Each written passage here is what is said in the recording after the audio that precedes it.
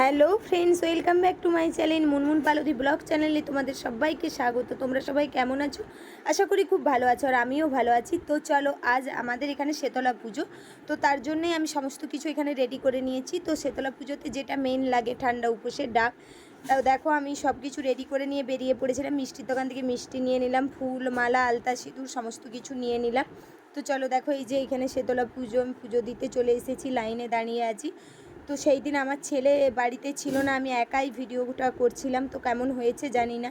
তো দেখো, প্রচুর ভিড় হয়েছিল পুজোর লাইন দিয়ে ভালো করে পুজো দিলাম মাকে, সবার মঙ্গল কামনা করে, বাড়ির সবার মঙ্গল কামনা করে পুজো দিয়ে দিলাম। তারপরে ওখানে দেখো ধূপবাতি আমি দেখিয়ে দিলাম।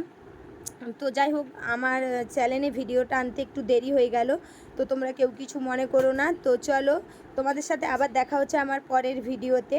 তো ভিডিওটা ভালো লাগলে লাইক কমেন্ট শেয়ার করে দিও, আর ফেসবুক থেকে দেখলে ফলো করে দিও আমার চ্যানেলটাকে, আর ইউটিউব থেকে দেখলে আমার চ্যানেলটাকে সাবস্ক্রাইব করে দিও। আর দেখো, এটা বাবা পঞ্চানন্দর মন্দির, মানে বাবা পঞ্চানন্দ খুব জাগ্রত, ওই শীতলা মন্দিরের ওখানেই বাবা পঞ্চানন্দ মন্দির দীর্ঘদিন ধরে আছে বাবা পঞ্চানন্দ। তো দেখো, এই যে পুরো লাইন পড়েছে, এটা হচ্ছে পুষ্পাঞ্জলির লাইন, পুষ্পাঞ্জলি দেওয়া হচ্ছে। 2:30-3টের সময় পুষ্পাঞ্জলি দেওয়া হয়েছিল। তারপরে পুষ্পাঞ্জলি দিয়ে যেহেতু সঙ্গে সঙ্গে একদম ওখান থেকে আমি প্রসাদ নিয়ে প্রায় 4:30 বেজে গেছিলো বাড়ি ফিরতে ফিরতে। তারপরে আমি খাওয়া দাওয়া করলাম। এই যে এখানে প্রসাদের লাইন। তো এই যে দেখো, সমস্ত কিছু একদম রেডি করে রেখেছে খুব সুন্দর করে। টাটা, সবাই ভালো থেকো, দেখা হচ্ছে পরে।